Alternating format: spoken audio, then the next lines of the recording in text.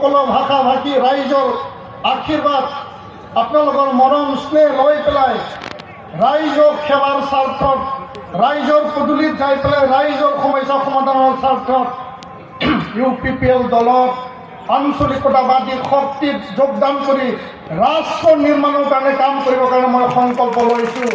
আৰু ৰাষ্ট্ৰ নিৰ্মাণ অসমৰ আই মাতৃক সন্মান দিয়া, বড়োলেণ্ড আই মাতৃক সন্মান দিয়া, সকলো জাতি জনগোষ্ঠীৰ ভাষা ভাষী ধৰ্মাৱলম্বীৰ সুৰক্ষিত ভৱিষ্যত সুৰক্ষা প্ৰদান কৰা, দৰিদ্ৰ দুখীয়া ৰাইজৰ প্ৰতিটো সমস্যা ঘৰে ঘৰে যাই পেলাই পদূলিত যাই পেলাই সমাধান কৰা মোৰ সংকল্প।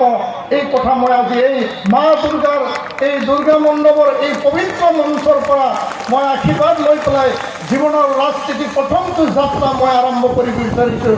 সন্মানীয় ৰাইজ, আপোনালোকে জানে যে UPPL দল 2020 চনত বড়ো শান্তি চুক্তি বিটিআৰ চুক্তি যেতিয়া সম্পাদিত হৈছিল, নিখিল বড়ো ছাত্ৰ খণ্ড NDA-ৰ চাৰিটা গোট আৰু UPPO এই ৰাজনীতিক দলে এই শান্তি চুক্তিত একেলগে কাম কৰিছিল।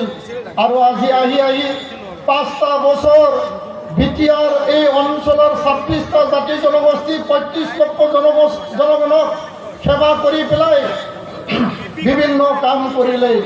আপোনালোকে জানে যোৱাটো নিৰ্বাচনত UPPL শোষণীয় পৰাজয়ৰ কাৰণবিলাক UPPL দায়ী নহয় ৰাইজ। মই নিজ চকুৰে দেখিছোঁ, মই আন্তৰিকতাৰে মই বিচাৰ বিশ্লেষণ মই কৰিছোঁ যে ইয়াত UPPLৰ দুখ দায় নাই।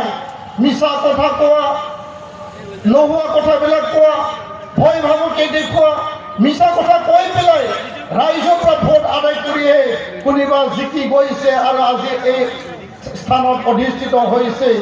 ৰাইজ এতিয়া বুজিবলৈ বাকী নাই, ৰাইজ আকৌ পুনৰ বুজি পাইছে।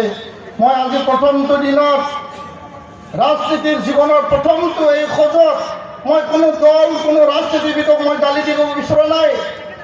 কিন্তু মোক কোনোবা সমালোচনা কৰিব পাৰে, মোক কোনোবাই ক'ব পাৰে, কিন্তু মোক সমালোচনা কৰিবলৈ মোৰ তাত একো বিষয়বস্তু নাই। কাৰণ মই ৰাজনীতি পথাৰত নামাই নাই।